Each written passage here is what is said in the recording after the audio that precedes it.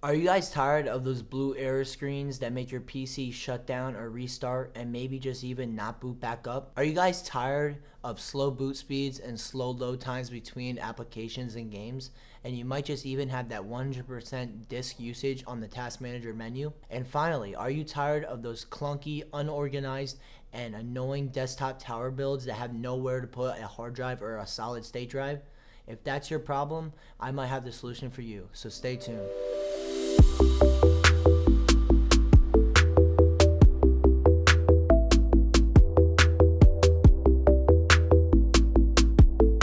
What's up guys, welcome back to Johnny Tech. In today's video, I'm going to be showing you why your PC storage device sucks. So let's get into the video. Before we dive into the details, I just want to give you a little heads up. I'm going to be keeping this video short and simple. If you have any more questions, leave them in the comments below. And if you have any desire to learn more about a hard drive, SSD, or NVMe M.2 SSD. I'll leave some links in the description so you can learn more about them from different articles and websites. So yeah, let's get into reviewing all three of these different storage devices and which one is the best.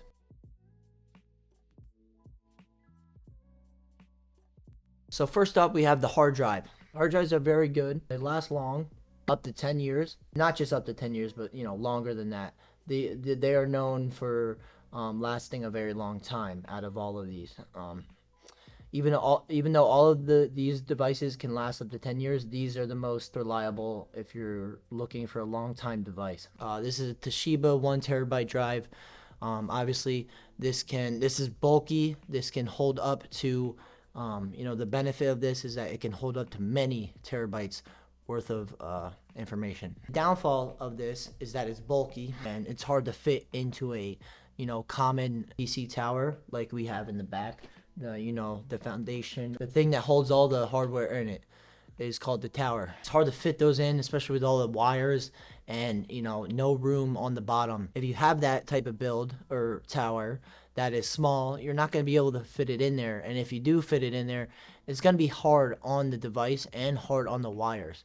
The reason is, like I said, are you tired of those blue screens with the error message on them? One thing, I'm not saying that all blue screens with errors are caused by this, but this is a major thing that I found that happened to me and how I found the best storage device that I think is out today. This hard drive, it's called a SATA connector right here, and then there's another connector that connects to the motherboard. The SATA connector connects to the power supply, and basically, if you wiggle that a little bit, or if it's smushed into the tower, it wiggles around and stuff like that. That can cause a blue screen of death, and that was it for my case. Yeah, I troubleshooted, and I found out that wiggling this wire, even if it moved the slightest, made my PC crash. But the reason is because it was smushed into a small build, and the cables were all smushed in it, and that can cause, obviously, what I said, the blue screen of death. And that's a problem. You don't want to smush things in. You want to have things nice and orderly. I don't find these worth it, except in server operations. Like, there's something called hot swappable devices, which a hard drive is one, and you can take a hard drive out. Let's say it failed. You can take it out without powering the system off or powering the device off. You can just take it out and swap it back in with a new fresh device that is ready to go. The best, I would say, like I said, in server operations, but they can be good in PC builds because they last a long time. They can hold a lot of terabytes, and they're very powerful, but they're also slow. And this is the reason for slow boot speeds. They're not known for fast boot speeds or stuff like that. That's why SSDs were kind of invented, but to speed up those read and write and load times. And one thing about this is that it uses mechanical parts. They're moving mechanical parts, a read and write hammer inside this, so you don't want to drop it, throw it around, turn it the wrong way, smash it, or you'll lose all your data. So that's one downfall. That's another downfall of this hard drive. So let's move on. Next up, we have a solid state drive. This is 500 gigabytes. And as you can see, it's very thin, very small compared to the hard drive. This is easier, much easier to put into a tower. But the thing is, you still have to worry about those cables. You still have the SATA connector that connects to the power supply. You still have the other cable that connects to the motherboard. Even though it's smaller, you still have those cables that can get smushed, you know, harder on the cable for it to stay in there. It could come loose and stuff like that.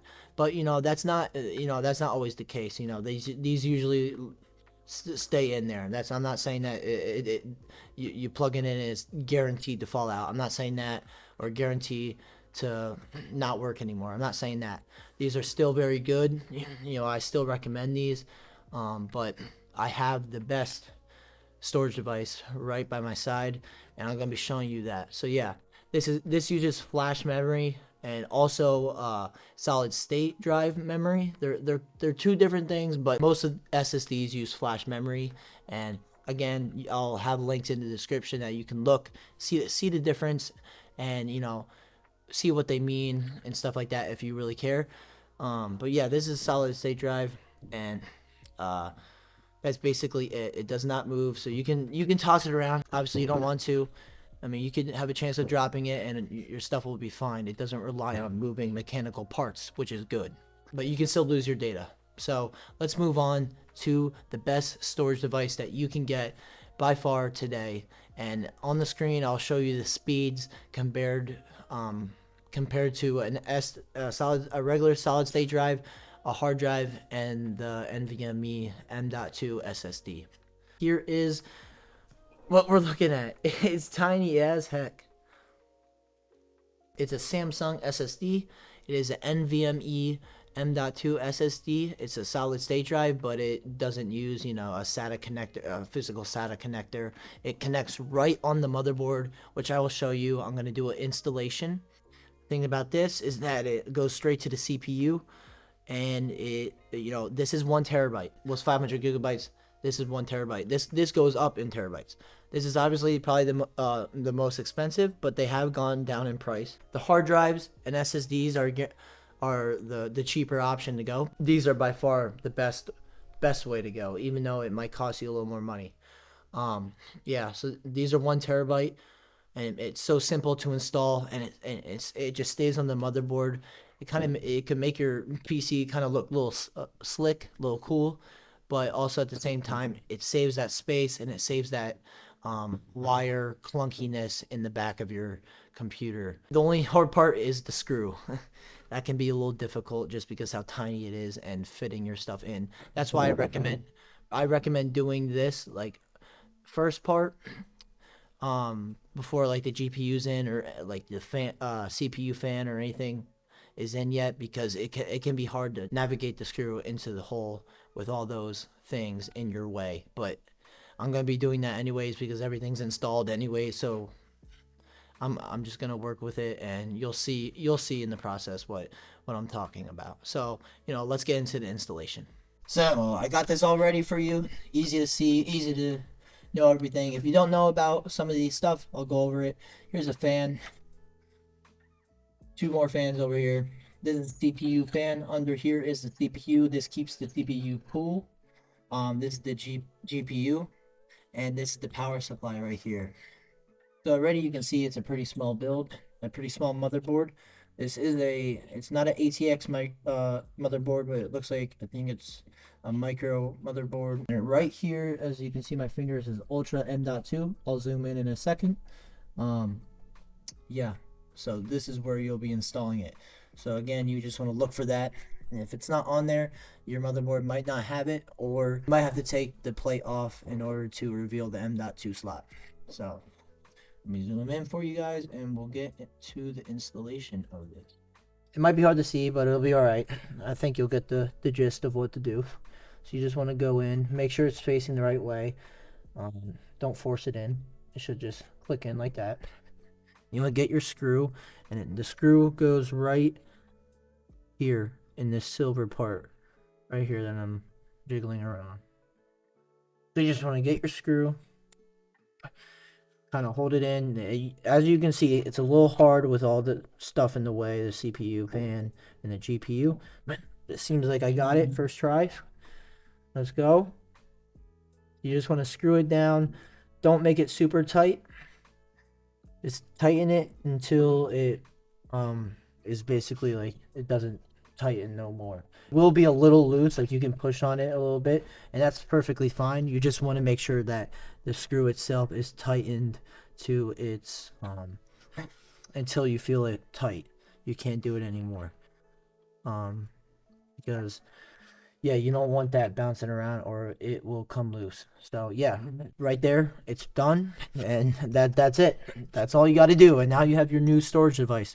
Now, like what I was talking about before, most people have small desktop towers, and you know that's what's affordable nowadays. And you know, many people, that's what pre-builts come with. Unless you're building your own, you probably know what to get and what fits. So tell me, where am I supposed to fit that bulky hard drive? Because I don't know. How are you supposed to fit that in there with all these wires? Again, nowhere. SSD, you can mount that on here, but again, you have to get those wires and mount them. And again, they're already clumped. The wires are already clumped together. It can make it hard to transport to the motherboard and to the power supply, because the wires are all jumbled together. And again, it can cause that blue screen of death if the wires are wiggled or pulled. Your best bet is get this or get a bigger tower. If you want mine, it's a 5000X Corsair ATX tower case. No matter what build you have, no matter how big a case, get this. It is so good. It's so powerful. Get this. It's a powerhouse. And yeah, that's basically it. So guys, I hope you guys enjoyed this video and most importantly took something away from it. I hope you get one of these for yourself because they're a huge game changer and they will boost your PC performance dramatically. Yeah, that's pretty much it for me. Hope you enjoyed this video. Again, leave any comments in the comment section. Look at the description. There will be some links up in there. And also make sure to drop a like and subscribe. In the next video, we'll be reviewing our new router, and I'm looking forward to seeing you there. So, have a good day. This is Johnny Tech, and I'm out.